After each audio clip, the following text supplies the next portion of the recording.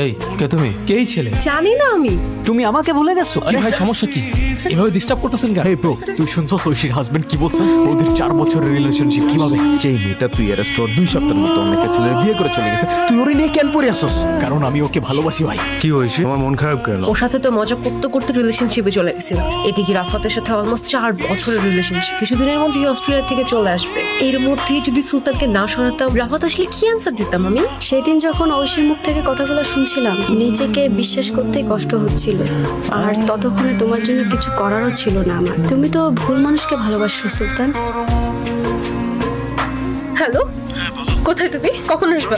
Meeting শেষ হলো, রাস্তায় আছি। তাড়াতাড়ি আসো, আমার একা একা ভয় লাগছে। আচ্ছা ঠিক আছে, আমি আসতেছি। সুলতান তুমি এখন চিনতে পারছো? তখন তো চিনতে পারছিলে না, ভুলে গিয়েছিলে। তুমি আসছো? হাতে কি হয়েছে? আরে আসছিলাম, হঠাৎ একটা আননোন নাম্বার থেকে কল আসে। কিছু বুঝে ওঠার আগেই হ্যালো, কে বলছেন? যে ভাবছো ঠিক সে। সুলতান, আই এম সরি।